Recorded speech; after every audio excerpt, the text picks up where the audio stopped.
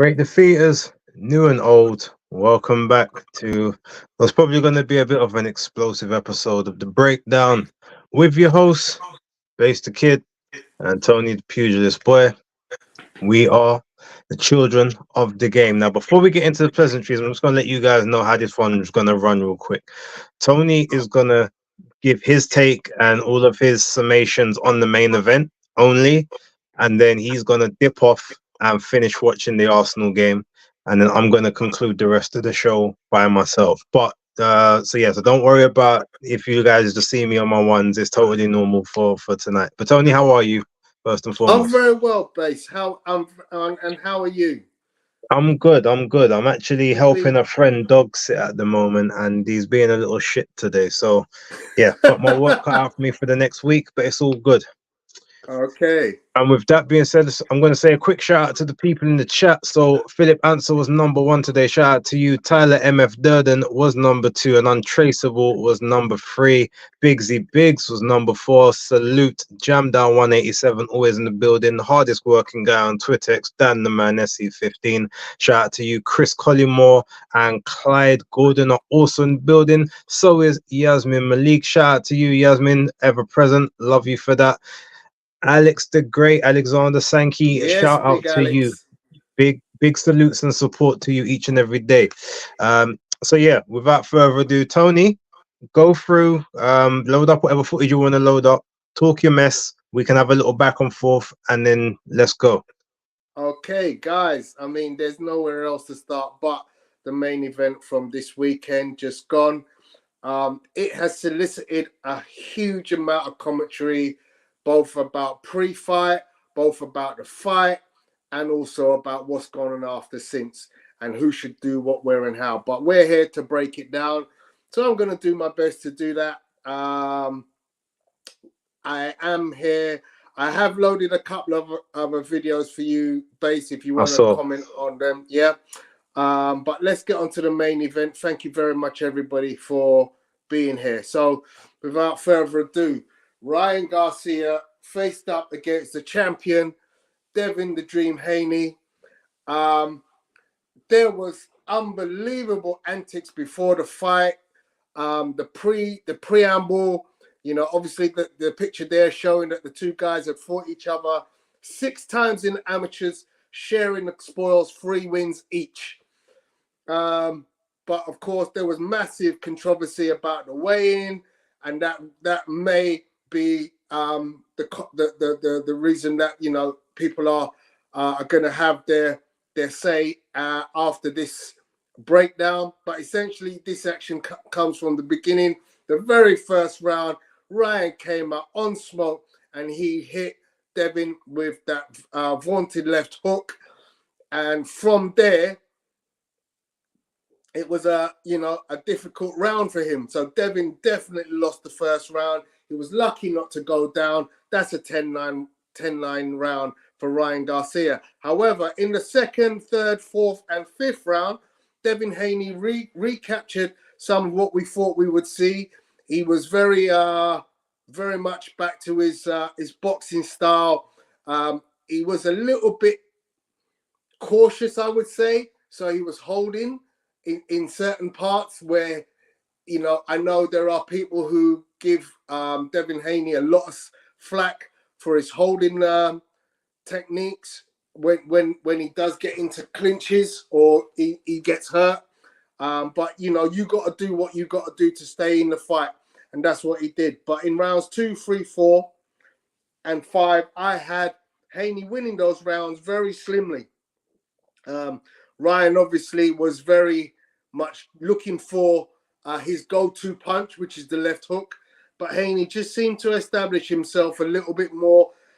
Interestingly, Base did send me some footage today with some which showed the punch count details, and I found it very interesting. Rounds that I had scored previously for Haney looked like they were clearly won by Garcia. Hopefully you guys are enjoying some of the footage. You can see that vaunted left hook causing the knockdown. Obviously, round 7, that's a 10-8 round for Ryan, having gotten the knockdown. But then in the same round, he gets a point deducted by the referee. The next round I give to Haney. That's round 8. It's a 10-9. Round 9 is a bit of a switch round. I'm not really sure. I kind of give it a 10-10. I finally decided to give it to Ryan on a 10-9 after watching it over and over. And even more so after seeing the data that Base had sent me. So gave round 9 to Ryan. Round 10 was clearly a Ryan round with a knockdown. So that's a 10-8. Round 11, another big round for Ryan with a 10-8. And then the final round, essentially, Ryan is, he's play acting. He thinks he's got the fight won. So he's not really getting involved in too much. And I think I gave that one, I nicked that one to Devin Haney. My scorecard at the end of the fight was 114 to Ryan Garcia, 111 to Devin Haney. Look, I think the scorecard that gave this a draw, on my first viewing, I might have given it possibly as a draw, but I watched the fight again, and there's no doubt in my mind that Ryan Garcia deserved to win this fight. Of course, is it a fair fight when a man comes in 3.5 pounds over and does it, with no sort of apology? He knows what he's doing. He does it deliberately. That's the contention. I've heard numerous panels. Danny Fight Fan last night was on Round Table. Lots of debate there.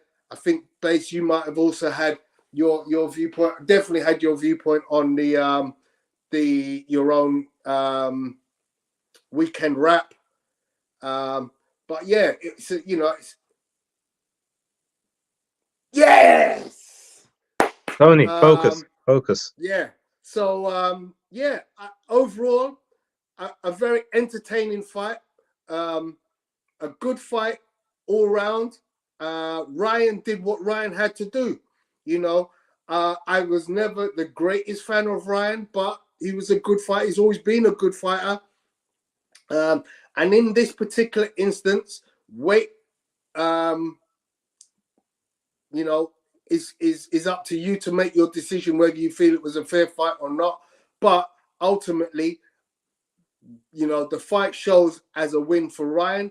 And my final decision is Ryan is deserving of the victory.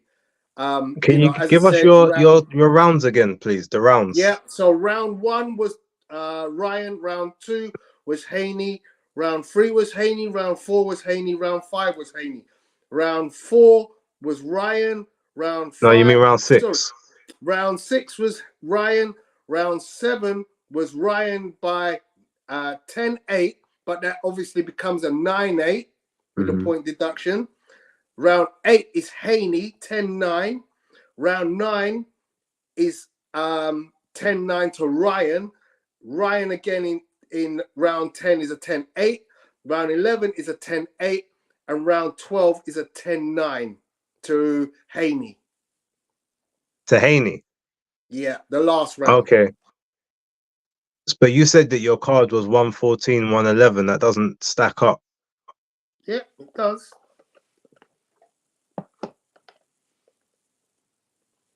I might have. Did I take the 1 point off?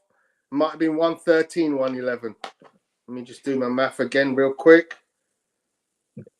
Sounded like 114, 110. Based unless you did it based on that 10-10 round you was talking about initially. No. I mean, I could be wrong, but it doesn't sound correct.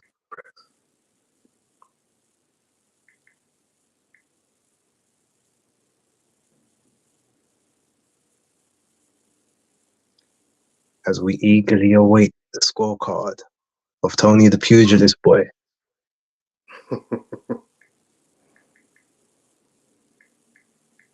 Yeah, 111, 114. Redid my math. Okay, fair enough. Any final thoughts before we let you depart? I'm happy to, I've given myself a 30-minute window to answer No, questions. because you're not focused. So I don't want you looking up at the screen. It's either But you're now here or that you're we're not. 2-0 up, I don't have to focus.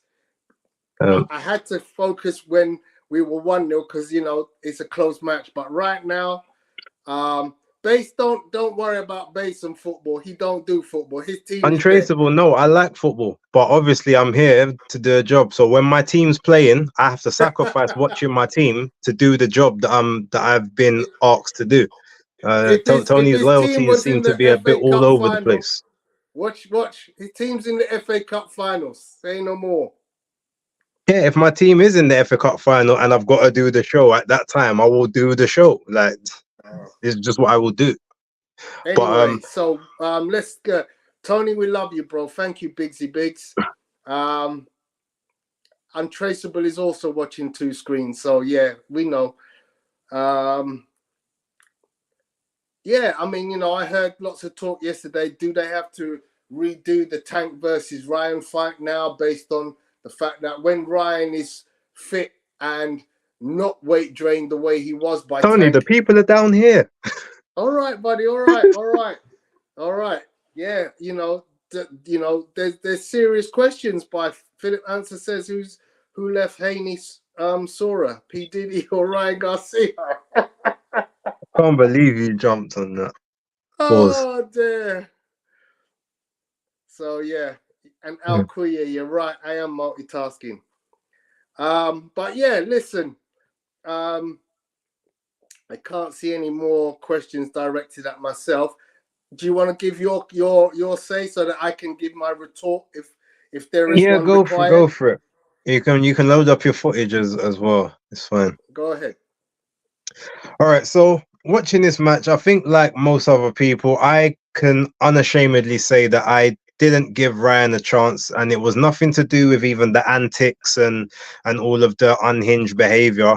I just felt from a stylistic standpoint, he's all he has pretty much is that left hook, and while he's got decent fundamentals, I felt like his lack of discipline in fights is something that Devin would be able to handicap him with. Every time Ryan likes to sort of rush in and lunge in, Devin, could be able to sort of nullify that, just work behind the jab.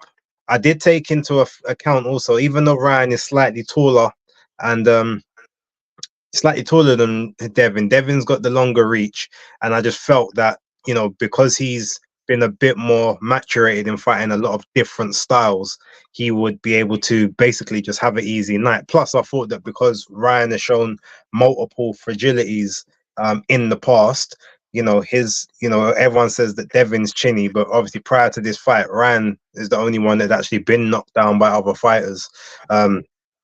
It just was a case where I believe that Haney would basically go on the offensive and use Ryan's defensive frailties against him, especially with his what we thought was his newfound power at 140 pounds based on what he did with Prograis, who'd obviously never been dealt with the way that he was dealt with. And yeah, ultimately I got majorly humbled. Now, that being said, I say that as someone that actually still, when I was watching the fight, while I wasn't hard scoring, I was keeping a mental track of every round, and I still actually had it to Devin, even with the three knockdowns on the first watch. So before I get into any technical breakdowns, I give you guys just what my scorecard was. Obviously, round one was to Ryan, and funny enough, when I was watching the fight, I saw the entrances, and then I basically micro napped in the first round. I got a bit tired, and then I kind of woke up in the middle of Ryan's first flurry. So at that point, I goes, oh, okay, I saw it back. Okay, so Ryan's got the first round. So from there, I was looking at it. Round two, gave to Devin Haney. Round three, I gave to Devin Haney. Round four, round five, and round six, because even though Ryan did some good work in the 6th round for like the first sort of 20 to 30 seconds, Devin Haney basically took control and dominated the rest of the round. So I gave that one to Devin as well, but obviously some people gave it to Ryan. I understand. Round 7, obviously clear Ryan round. Um, 10-8. It should have really been 10-7 because, totally honest, there was 2 times obviously Devin went down and the referee ruled it a slip. The first time Ryan hit him and he basically went down off of that hit trying to hold, that one should have counted. The second slash third one, I thought was, he kind of pulled him down a bit. Pause on, so he ended up falling, sort of falling over, and the ref, obviously, and the ref didn't call that one, and he's also taken the point off of Ryan, which I didn't have a problem with either, because he had warned both of them multiple times about different things that they were doing, whether it was holding, hitting behind the back of the head locking, leaning on the other person, and even hitting on the break. There was numerous times where that had been warned and cautioned by the referee. So round 8, I gave to Devin. Round 9, I gave to Devin. Round 10, I gave to Ryan. Big, obviously 10-8. Round 11, I gave to Ryan. Big 10-8 as well. And then round 12, I gave it to Devin on the first watch. On the second watch, I said you could give it to Ryan, and I didn't really have any issue with people giving it to Ryan. So I didn't change, but I also didn't. I can understand it. So I said them both times. People could potentially, look at that 6th and the 12th and have those the other way. But my scorecard ultimately ended up 113, 111 to Devin initially. But I quite clearly see a 112, 112, especially if you flip the 12th round around. And if you decide that you want to give Ryan the 6th round based off of like 25 seconds of action in the first part of it, fair enough. So the way I saw it, it was a fight that was a 113, 111 both ways, or a 112, 112. I didn't really have an issue. 114 to 110. While I didn't agree with it as such, I also didn't have a huge issue with that one. I didn't like the 109, 115 cards because I just can't see 8 rounds that Ryan Garcia wins in that fight. I don't think he worked hard enough in 8 rounds to have the desired effect. But yeah, if you edged him 7 rounds, maybe I won't, I have no real issue with that one. But to me, I feel like a 6-6, so a 111, 113 to Ryan is credible, based on obviously how the rounds played out and obviously how they score it. But yeah, like I said, I had it 113, 111 to Devin, and at worst 112, 112. So I completely agreed with the draw card. If it did end up of being a majority decision draw, I wouldn't have complained. And I know some people would have until they go back and watch it. But sort of that's their sort of thoughts and feelings. Now, getting into the actual fight itself and how it sort of played out from a stylistic standpoint, Devin Haney's biggest issue in this fight, and I believe it's this one here. Yeah, so Devin Haney's biggest issue is that he basically decided to fight Ryan Garcia's fight. From the first round, even he was cautious, he was tentative, but he wasn't sticking behind the jab. He wasn't using the jab to enter range. He was basically inching forward, trying to feint, but he was feinting with his arms down. Whereas if he was gonna do that, especially in the first round, he should have been up and feinting with a high guard. Knowing that Ryan, all he was doing, especially in the first round, was looking for the left hook. As you can see there's numerous times where he kind of throws that left hook, and and he basically just throws it wild. So the fact that Devin got caught with it so early was shocking, and basically it almost felt like it showed a lack of preparation to the shot itself. But to his credit, obviously the first round was a bit torrid in that sense, but Ryan basically, had a adrenaline dump, and then it almost felt like he had to recover He had to take some time out to recover from after that. And in that moment is when Devin started actually, sort of having and holding control of the fight. He was controlling it behind the jab, stabbing to the body, which Ryan didn't like, jabbing up top as well, which Ryan also was having issues with. You could see that his nose was quite red after the second round. So Devin was definitely connecting with that jab. He caught him with a couple of straight rights as well. And he was just really sort of having his way in the second round, and sort of imposing his will. And then in the third round, he did even better because Ryan tried to come out a bit fast in the third. Devin weathered that, and then he started hooking off of the left hand. And obviously we saw, even though it's not in the footage, you saw the moment in the third round where he leapt into the left hook and wobbled Ryan quite badly. But Ryan obviously he went into fight or flight mode, and he went into fight mode. And Devin, rather than being, I guess, a naturally aggressive guy looking to maybe go in and take advantage of that moment, he stuck back because that's his natural characteristics. The same as when he had Regis Prograis hurt in his previous fight. On several occasions, he didn't step in. He was worried about obviously getting caught with something, but he didn't have the killer instinct to go in, apply the necessary pressure, and get his opponent out of there. So that then allowed Ryan to gain back control in the fight as such. Even though Devin still won the next round, he won the fourth, he won the fifth, but Ryan almost felt a bit like, okay, I took your hardest shot, it wobbled me, but I'm still on my feet. And after that, in the sixth round, even though Ryan didn't do much after the first sort of 20-30 seconds, he wasn't as worried about what Devin was doing. And he was able to sort of try things and sort of take out and sort of take more liberties than he was doing before.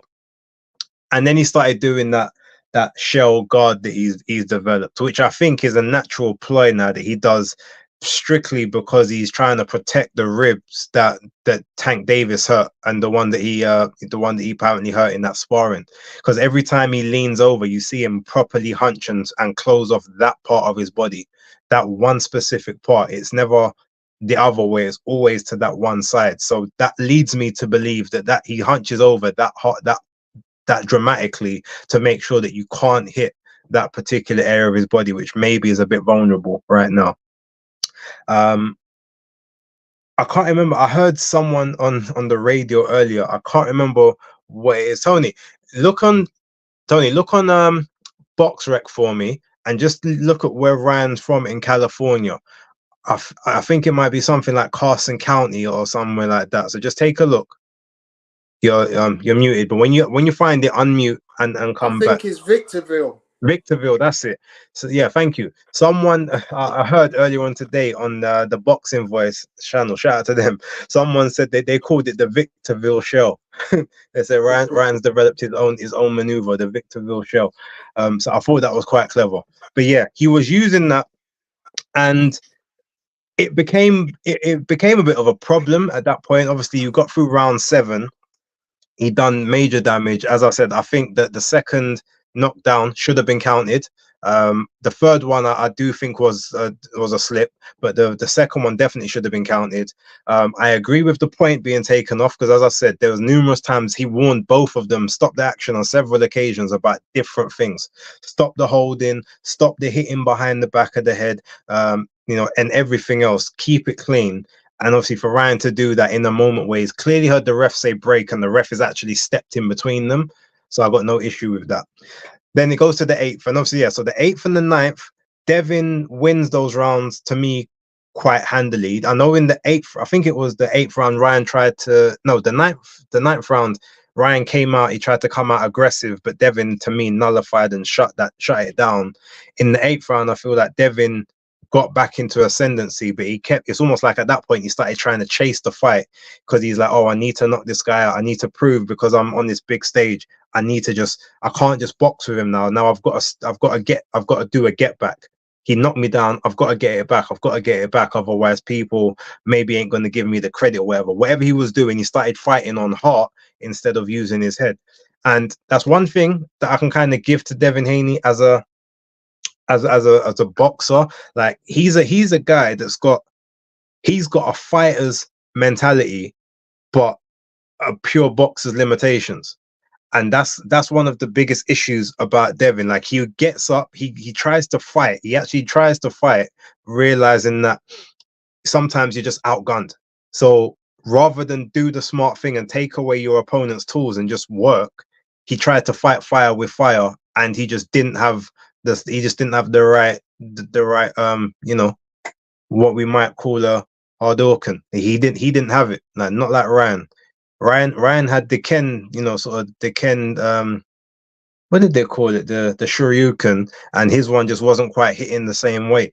So unfortunately, from that point, he was behind the 8 ball, and rather than trying to stay defensive and just work off the rounds, because he could have got, if he had have, even if he lost rounds 10 and 11 just by maybe being outworked, but it was 10-9s instead of 10-8s, he could have got potentially a favorable decision on the scorecards. So, like I said, he tried to fight with heart in rounds 10 and 11. It just didn't. Well, from round 7 onwards, he didn't just stick to the game plan. And even in the 12th round, when, again, like, he's there, rather than trying to rather than sort of just trying to be economic, and he's walking forward, and again, not even a high guard, he's still trying to hit the action, which I've got to respect, I've got to rate. He got up every time. He fought valiantly, but ultimately he got thoroughly beaten up in the fight. His face told a picture at the end of it. And yeah, just ultimately he was outgunned through in every facet. And every time they had a proper exchange, apart from in the second and the third rounds, every time they had a proper exchange, he came out on the worst end. And it's because he fought the fight that Ryan could win. He didn't fight the fight that he could win in that moment. And I feel like that was the major issue with Devin in this performance. Now, if we're going to talk about the 3 pounds or the 3.2 pounds, yeah, look, if people want to say that Devin came into the ring heavier than Ryan afterwards, that actually doesn't mean anything, because Ryan was already fresher. If you're fighting, for instance, there's a bunch of times where Floyd Mayweather fought naturally bigger guys, but he fought them at weights that he was comfortable with.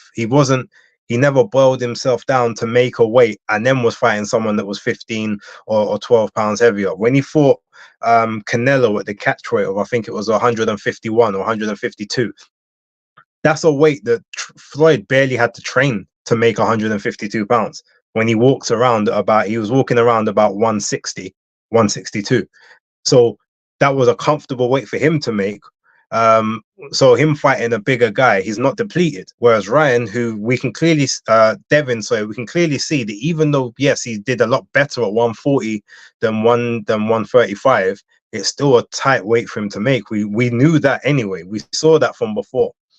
And so him obviously depleting and getting down to that 140 limit that you're supposed to, and Ryan not, even if Devin came into the ring at 170 pounds afterwards, he ain't got everything back that he lost in that moment, trying to take that last kg off of himself. So that had to have played a factor in some point.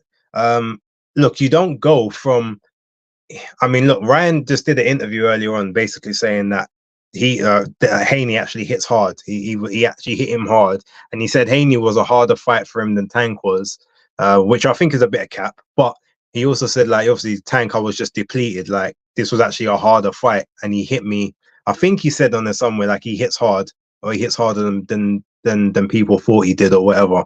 But it's like, you can tell that maybe something came off of those shots from the first time he made the weight to the second time, because maybe he started camp at a bigger weight than he started the other camps at. Who knows? But he looked a bit sluggish. He didn't look as quick as he usually does. Now, Ryan's quicker than him, especially hand speed, but feet, he looked a bit ploddy. He didn't really move the way he normally moves.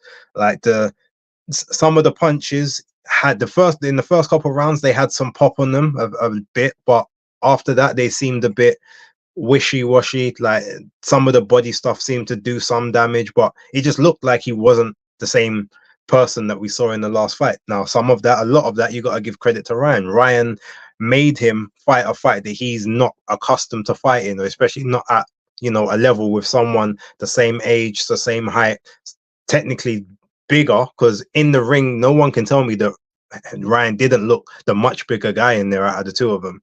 Even if Haney did rehydrate more, like Ryan looked physically more imposing. And he said he came in about 160, 161 pounds. So, look, it's a live and learn moment. I mean, my scorecards is my scorecard. Like I said, anywhere between 113 to 111, both sides, I got no issue. The 110 to 114 to Ryan, I ain't really got issue with that one either. But yeah, Devin loses the O. He keeps the belt because the contest wasn't officially contested at 140 pounds. I've seen that on several occasions before, so it's not something I have issue with. And it's not just Castillo Corrales. I've seen it in the women's code. It happens a lot as well. Women lose, you know, they go up to a higher weight, they lose the fight, and they still keep their belts down below. Yeah, the same thing. Leo Santa Cruz, when he lost to Gervonta Davis at 130. He kept his belt at 126 for the WBA. So yeah, when you're not fighting in your weight class, the belt doesn't automatically get vacated. So it happens. So that's not really an issue for me. What he does next, the best thing, if he's got no injuries, broken bones, as he says, I would try and get back out again by August, September. Do your mandatory if you can make the weight. If you can't make the weight, move up. Maybe ask to see if you're allowed to fight for an interim WBC or something up at 147. Like, whatever you need to do, do it. If you need to get someone else into the training camp, do that. If you need to make it, yeah, like I said, if you can make the weight and make it well and safely, fine. If you need to fight Sandor Martin, who's clearly not as big a puncher as Ryan, maybe that might help if you have to make it one more time just to get rid of the mandatory and give yourself some grace period. Do that, but get back out, get active, try and put this one behind you. Ryan's going to go up to 147. You're eventually going to go up to 147. You guys can run it back up there later on down the line, because you're not going to get no immediate rematch right now. That would be what I would suggest. Tony, any rebuttals or retorts you've got before you go? Hand them over now. Yeah, no, I pretty much agree with pretty much everything you said. I've had a look through the chat. There are a couple of comments that maybe are a little bit contentious. Alexander, I'm surprised Devin's jaw didn't break. Well, breaking a person's jaw isn't really down to how hard they hit. It's more a case of how you ride a shot. I boxed my entire boxing career as a lightweight, sometimes as a light welter. And now probably I'm around middle stroke light heavy, but I've sparred heavyweights, super heavyweights in, you know, at regular points. I've been hit with really strong shots. The jaw really is about how you learn to take shots. You know, I take a lot of shots on gloves. So the fact that his jaw didn't break kind of says when you're a boxer, your jaw doesn't automatically break because you got hit hard. You know, otherwise everybody's jaw would be getting broken. You know, whenever you see big punches, you know, Anthony Joshua, to the best of my knowledge, has yet to break somebody's jaw, and he's one of the hardest punchers in the world. So it's not really that surprising that a man's jaw isn't broken. Someone mentioned about the incident between Eddie Hearn and Ryan's dad. That was hella funny.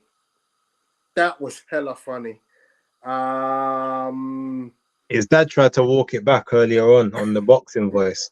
He said, "Oh no, the reason he went quiet and silent is because he doesn't know anyone at 147 pounds." So when he said his name, he's like, "Who's that? Like I don't know him." And that's why he said Cruz, because if you're talking 140, I know who they are. I was like, okay, cool.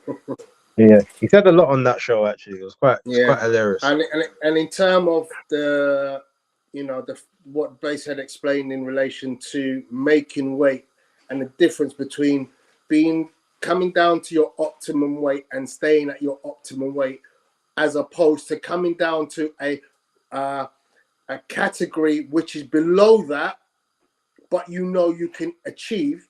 And I think, Base, you've talked about this many a time with Nonito Donaire. Nonito Donaire could fight at 115. He won't do that because he knows he won't be strong. And that's where Devin Haney sits. He went all the way down to 140 because he knew that was his contracted weight category to defend his world title. Ryan didn't do that. And there's a massive difference in terms of how you walk into the ring the following day, regardless of how you rehydrate. Because your entire last week, you haven't had to keep the weight down below the 140 limit in order to make sure when you hit the scales on weight day, you're 140. Because you're not staying at 141 for the whole time the week before. You're probably 139. So it's a massive difference. And without a shadow of a doubt, there's no doubt in my mind that Ryan has gained a significant advantage by allowing himself to not go beneath his optimum weight. Yeah. So, Tony, yeah, if you're if you've got nothing else, feel free to jump off and I'll finish up. Thanks, guys. Take care. See you soon. All right. Okay, ladies and gentlemen, it's me on my ones right now, so we should run fairly smooth. Won't be any interruptions of different sounds and whatnot. I was going to get to, there's a couple comments from Alex. I know you was really upset on a professional level, watching Devin, who worked hard and was a professional, get thrashed by an unprofessional twat who missed weight, hurts my boxing fan soul to the core.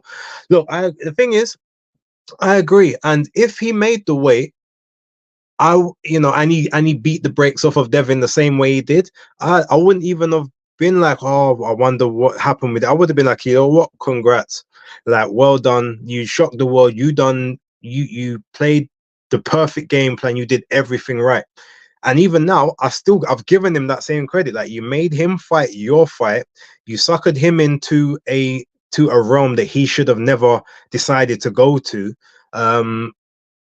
You did everything perfectly, in terms of the art of war or whatever you want to call it, except for you had one contractual job which you didn't do. So if it was me personally, I understand, obviously, Devin and the team, they knew wholeheartedly that they thought that they was going to win that fight regardless. They knew that they was going to they knew that they was going to take it to Ryan. They knew that they was going to beat the brakes off of him. They remember how those last few fights in the amateurs went and all that stuff. But if it was me, from a what's the word I'm looking for? From a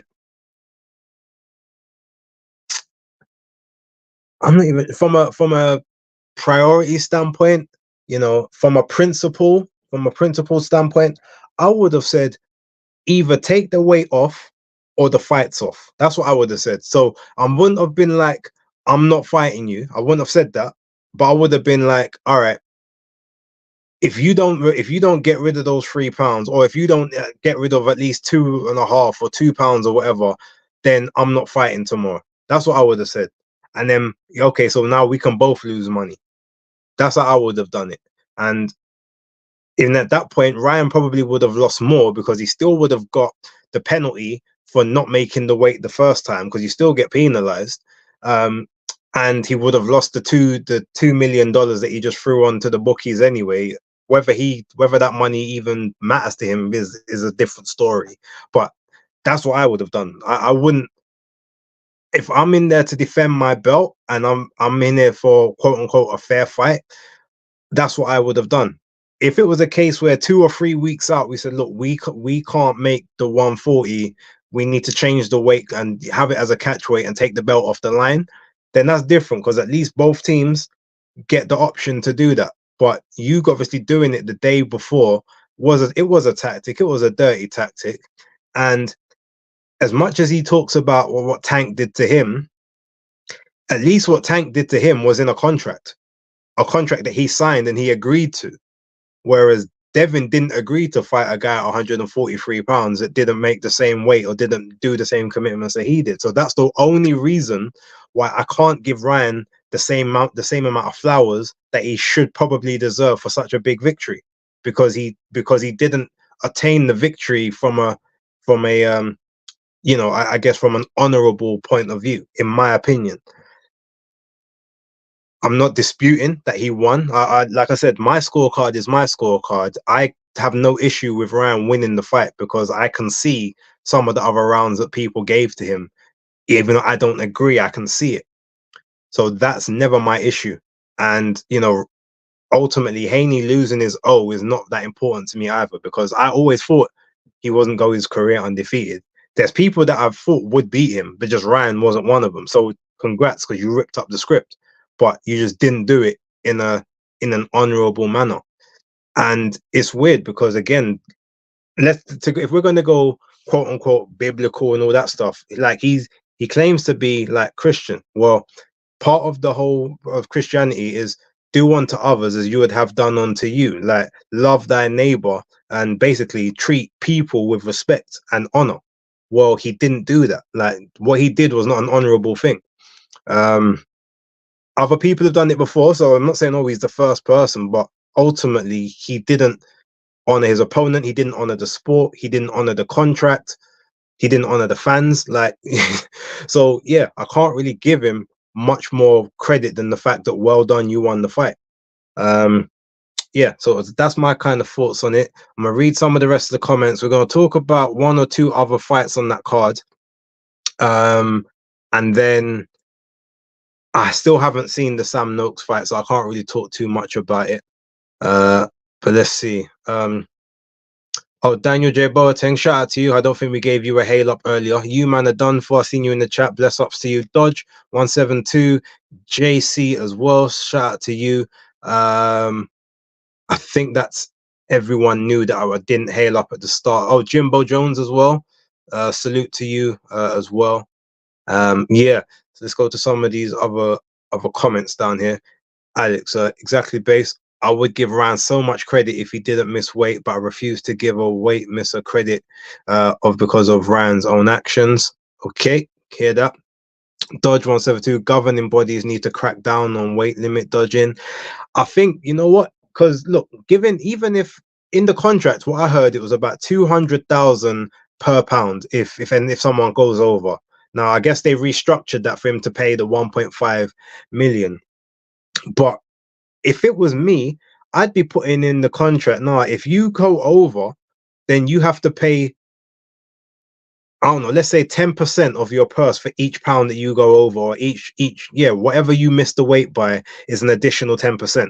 So if your purse, say your purse is 12 million, for example, okay, 1.2 for the first, 1.2 for the second, 1.2, 3.6 million comes out of your purse instantly.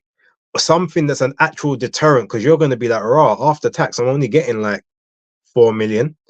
Whereas before I should have been getting 7.5, 8. To me, that's what that's the only way you're really gonna crack down on people like not doing it, or at least like not coming and being correct at the start. Like, okay, if that's the case, then because what is 200 grand to Ryan Garcia? What is 500 grand to Ryan Garcia? The amount of M's he's got in his bank account, he could probably lose that in his bank and not even realize for probably like 20, 30 years. His taxman might not even realize that he's lost 500k from the last bill to this one. So it's got to be something that's sizable enough for you not to want to do it. It's the same with like when they do drug testing and things like that.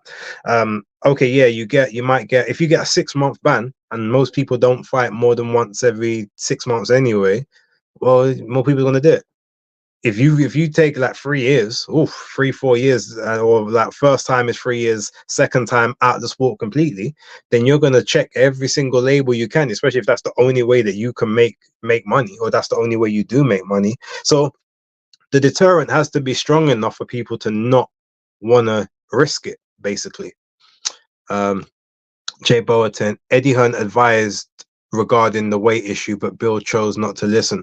Well, yeah, I heard that as well. But you know what? I think a part of that is because I think Bill was afraid that if he tried to implement a rehydration for the following day or whatever, that Ryan's team might walk away, or Ryan might walk away. And I guess he was also maybe afraid that if they do have to do a second day weigh-in, then Devin might have to weigh in as well, even though you can impose that sanction on just him. You actually don't have to adhere to it because you've already done your job. This is to make sure that he doesn't come in past a certain point. So if you say, okay, you can't come in above 152 pounds tomorrow, and that check weigh-in, or 153, so 10 pounds extra or whatever, fine. Or even 12 pounds, 155, you can't come in above that tomorrow in the morning, and then the fight will stay on. Otherwise, we're calling the fight off. Again, I would have done that. I just understand that there was so much money on the table, and Devin's team was in a lose-lose, because ultimately it's only going to be his team that calls the fight off. So if they call it off, they're the ones that's going to get all the backlash. So it was one of those, it was a problematic situation, but they rode it because they thought that they was just levels above Ryan, and then they didn't fight him in the way that they needed to fight him to win the fight. So yeah. You man are done for. Fury weighed 40 pounds heavier than Wilder. We didn't give Wilder that kind of grace. I understand people hate Ryan Garcia, but I don't believe Devin wins, even if Ryan made weight. And you know what? You man, I hear that. And I actually don't have a problem. If he wins and if he can beat him at 140, cool. But again, the difference is at heavyweight is different because weight, there's no upper limit. I don't agree with that personally. I think there should be a cutoff, like in UFC. If you're a heavyweight, the limit is 265 pounds. It's 205 to 265. You can't come in above that weight. So realistically, there should be a super heavyweight category for people that want to be 266 and above. I think 30 to 40 pounds is crazy to have as a size difference on another person if you're looking for a quote unquote fair fight. But the distribution of power at heavyweight is a lot different, whereby you can generate as much as you want as long as you've got the right technique, and you're not realistically draining yourself down. So because there's no upper limit, you're not having to make a weight, therefore you have all the same opportunities as your opponent. But yeah, like I said, if Ryan win, if they was to have a rematch, say they have a rematch at 144 catch weight or 147, and Ryan knocks him out this time, smokes him, Devin ain't got no excuses. There's nothing that you can say. But the fact that he didn't make the weight here, it's just hard to sort of give any grace. Daniel J. Boateng, heavyweights don't have a set weight, which makes your point irrelevant. I wonder if you're talking to you, man. I think you said that before I started speaking, so it must be him. Jam down. To be honest, this is probably a blessing for Haney. He should take this as a lesson to not go into a fight depleted whilst allowing his opponent to not make the same sacrifice. There's also that, or he needs to go up to a weight that he can make comfortably. Not too comfortably, but he should be able to. I mean, clearly he's done his. I said from time he did his body damage years ago by staying at 135 pounds past COVID. From 2019, because that was the last time he had serious knockout power. Like he slept Moran, and then he broke Abdullahev's eye. And Abdullahev's been on I think it's a 6-fight win streak since then. I think he's now the mandatory for the WBC at lightweight. So he had power, but COVID, the shoulder surgery, and then having to constantly drain down and make that weight. Bear in mind, he was 21. Staying there up until the age of 24 was a mistake when you knew your body was still growing. He said from 2019, I need to move up, but he didn't. And I think that done irreparable damage to him personally. And I think even at 140 or 147, that damage is now going to be there because you've taken a lot out of your body. You might get some of it back. You might get some resistance back and whatnot, but I still think there is going to be damage done. Like I said, I never expected him to be undefeated for his entire career. I thought he might win another 2 or 3 fights and then lose, because he's not unbeatable.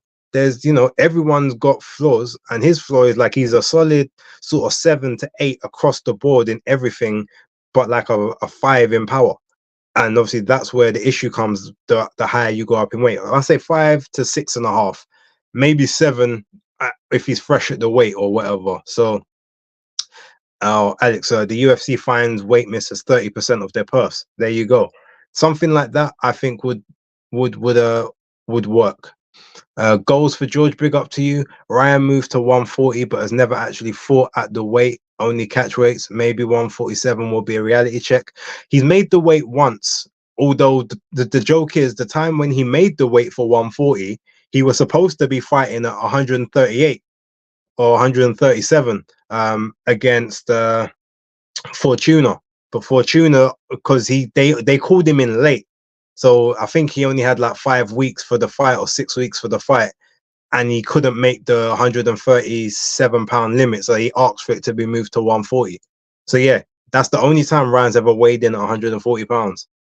But it's funny, he says all my weights have been 143, like 142. I can't make 140. But just 2 fights ago, he made 136 pounds against Tank Davis. So clearly he's full of shit.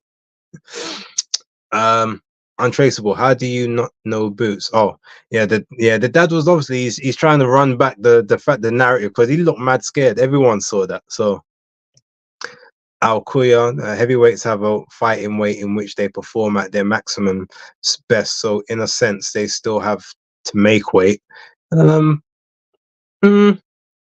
Maybe, but they can stay around a weight a lot easier than someone else who has to drain a lot of water from themselves and whatnot. ZM, shout out to you. I haven't seen you before. Haney has power. He doesn't sit down on his right hands. Look at his back foot when he throws the right. He sits on the right to the body though. Yeah, that's true in times. And obviously, look, the left hook that he threw, he launched into that shot. He sat down on that left hook. So maybe sometimes it's a body mechanics issue. Like the way that you throw the shots come out different from different angles. The same way that Ryan didn't do a huge amount of damage to him with the right hand, but he always hit him with the left. His torque is on his left side, not his right. I reckon if they say never hook with a hooker, but if you tried to hook with Ryan right hand to right hand, you might be all right, because all of his power seems to come from the left. So don't hook on the left side. So when Haney was doing all that left side, the left side, the hooking shot, that wasn't the move. But maybe try it on the other side and see how that works if you was going to attempt that. Let's say Devin came in at 144. Does he beat Garcia with that same game plan? The game plan was the biggest issue for me. It was a big issue, but you know what? He might have been able to weather some of those shots a bit better. He may have had more pep in his step. He may have been quicker to react because he's not as sluggish. That's the same. We don't know, because what we do know is that we saw how he looked in his public workout. We saw how he looked at the ceremonial weigh-in that they done. And bear in mind, the ceremonial weigh-in was about 3 hours after they done the proper weigh-in, and he still looked mad gaunt in the face. Whereas when he did the ceremonial weigh-in against Regis Prograis, he looked a lot more fuller. He looked a lot more lifelike. He looked grey on the ceremonial. So that should kind of tell you that something probably didn't go right this time, or maybe he started from a heavier size, but he's professional. That's one thing he said. I'm always professional. You will never see me miss weight. And thus far, even if it kills him, that seems to be what his mentality is. But that also looks to be to his detriment. Dodge, do you think they should have pulled Haney out? Yeah, I said earlier, I personally would have. I wouldn't. Oh wait, do you mean pulled him out of the fight, or like pulled him out when the fight was happening and he was getting knocked down? Because if you mean pull him out of the fight beforehand, I would have done it just from a principles point of view. But I understand how much money was on the line. In terms of in the ring, I mean, look, he took a beating, but the thing is he took shots, but he didn't take he was just getting punched left, right, and center every single round. He took some big shots in certain rounds, innit? So, and he was gritting through it. So in that case, I would have said, you know what?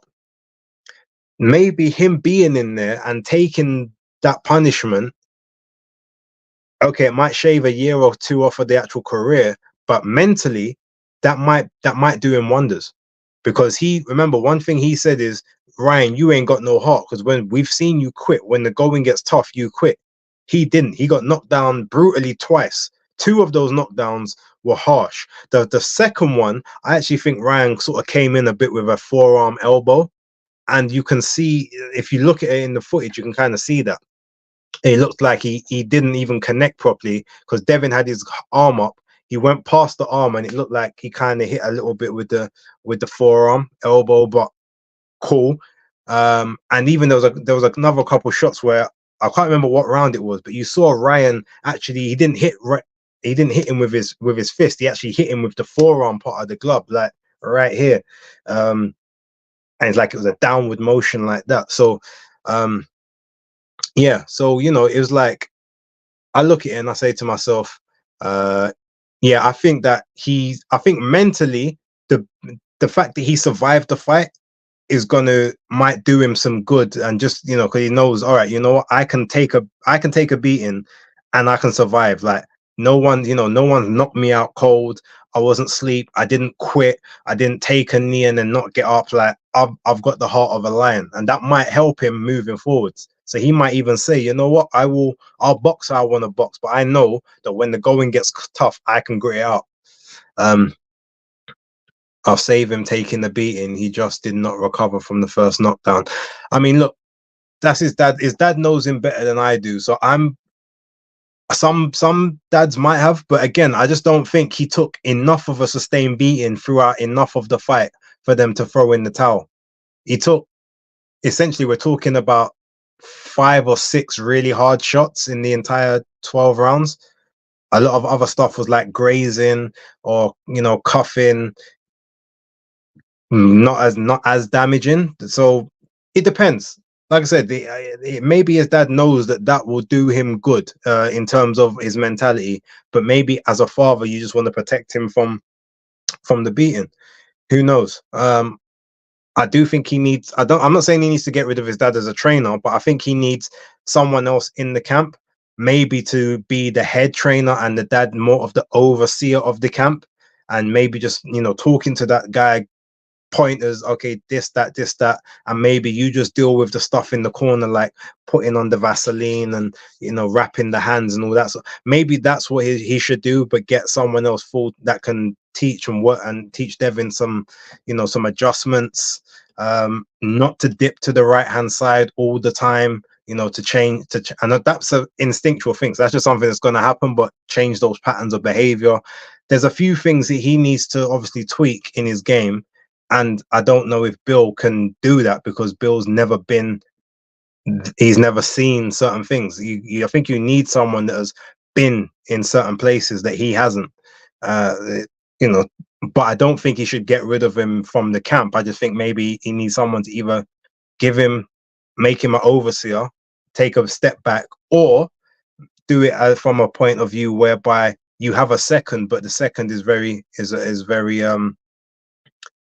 heavily influential in the camp. Right, to be honest, Base, I reckon Bill killed Haney by telling everyone Haney would knock out Ryan. That's exactly what Haney tried to do. Shake my head. Haney needs to call Floyd ASAP. In fact, Bill needs to make the call. Yeah, now their relationship's never going to get back to where it was.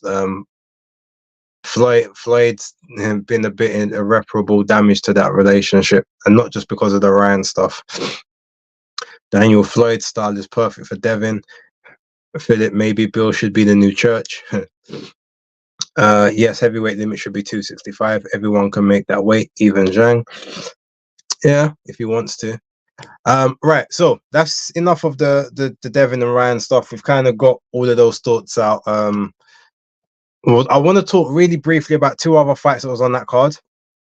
The first of which is I'll talk about it was actually the opener of the card. So it was Charles Conway against Nathaniel Gallimore. Now, the reason Charles Conway, not Conway.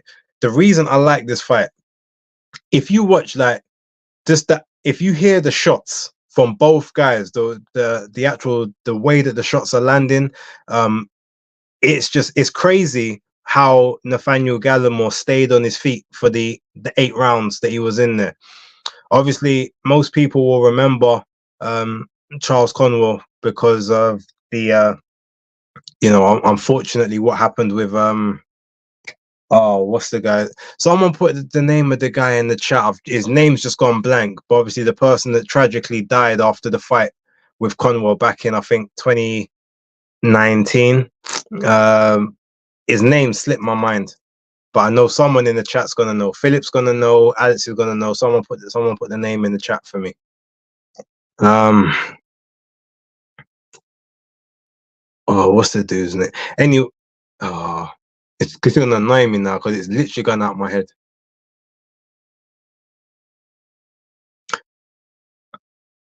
Patrick Day. Yeah, that's it. Patrick Day. I remember. Oh, Philip's just put it in the chat as well. Patrick Day. Yeah, thank you, Philip. Yeah, that one. So, and he's been out of the ring for a little while, but he's still young. He's like 26.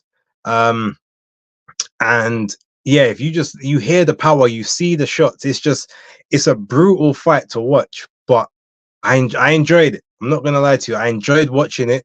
Nathaniel Gallimore, obviously, as you know, like Jamaican, so you know that them man, they are tough, and even if they get knocked down, they will try to get up and fight you. That's just how they set.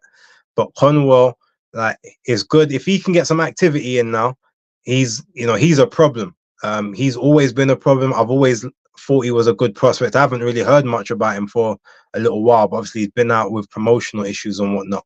So I just wanted to sort of throw that fight in there because I felt that, yeah, just if you want to watch just violence, that fight was nice up until the point it got stopped by the referee. Now, to his credit, Nathaniel Gallimore was vexed the referee stopped the fight. So what you stop it for? What you doing? And the referee's like, no, you're taking too much. You take it too much. Me all right.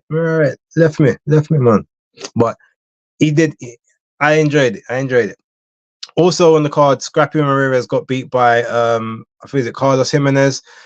I didn't really. I was surprised at that one. To be fair, I thought Scrappy might win just from a nutritional point of view, but he couldn't make the adjustments that Jimenez did.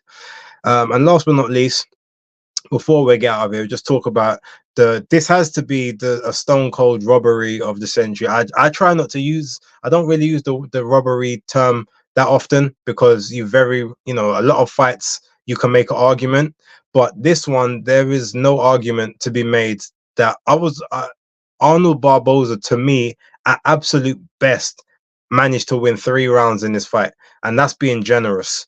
Like, if you found anything more than that, I think you was on his payroll. And again, that's being absolutely, that's being absolutely generous. As you can see there, anytime he was throwing out shots, they were missing. Or they were being blocked, or he was being countered in between the shots. He was being kept at the end of a jab. He was plodding. He couldn't get his feet into range. There's a couple times he threw some decent body shots, but apart from the body shots, almost nothing he was throwing was getting through. It was just embarrassing. Someone that's supposed to be as vaunted and as as highly rated as Arnold Barboza got dealt with in that manner.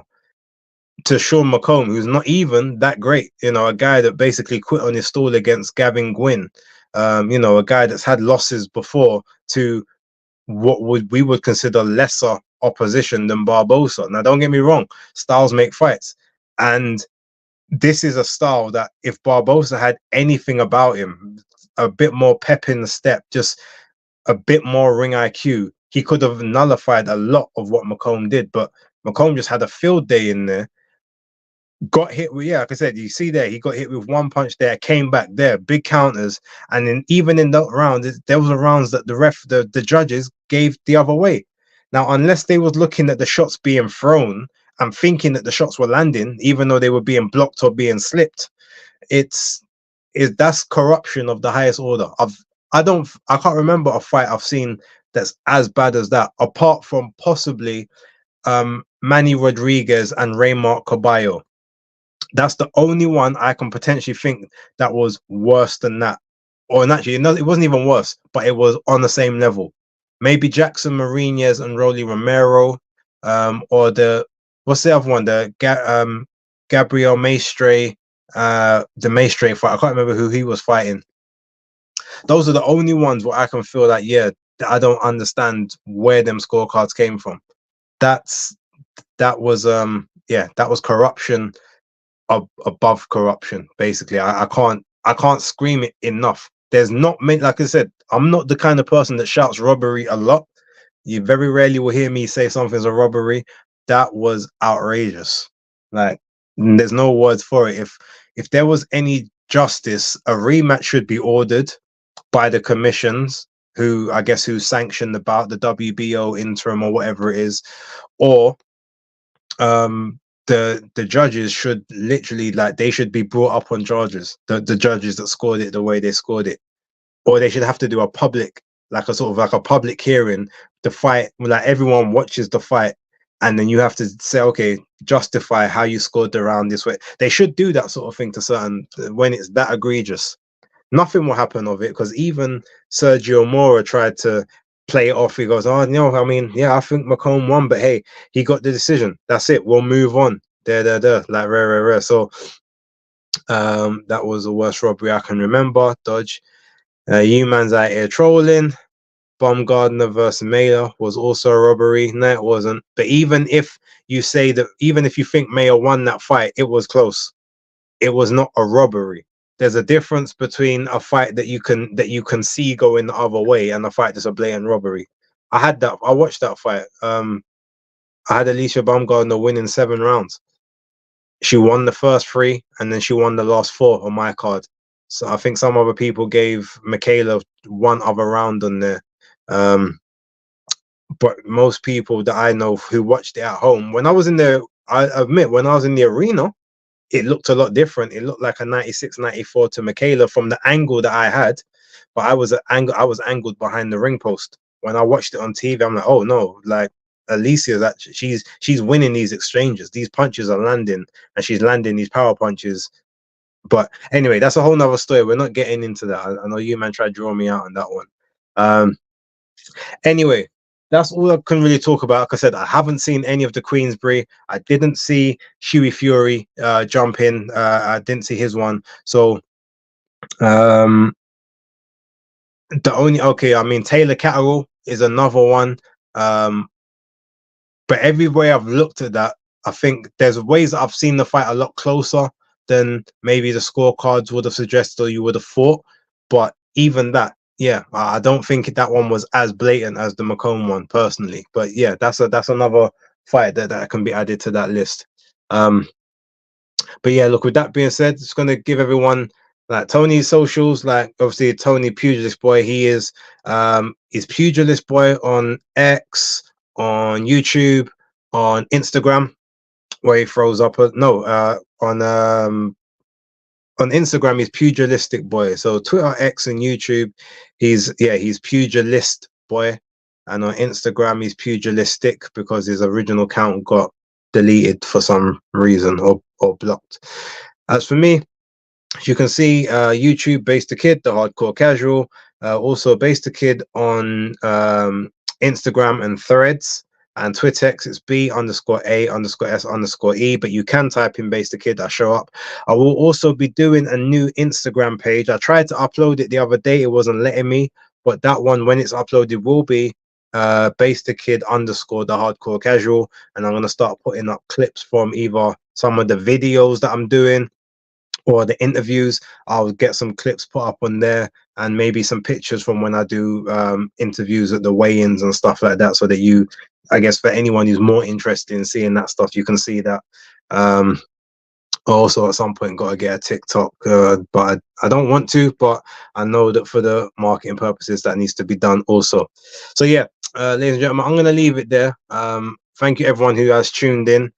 We spoke about that main event for an hour, which is crazy, but yeah, there was a lot to talk about. But I will catch you all next week. Don't forget, content on my channel will be up tomorrow onwards. If you haven't watched the Jai Opataya interview that I done on Monday, please go over to my channel and watch that. It's a good interview. But yeah, I will catch you all next week, otherwise over here. So until then, peace.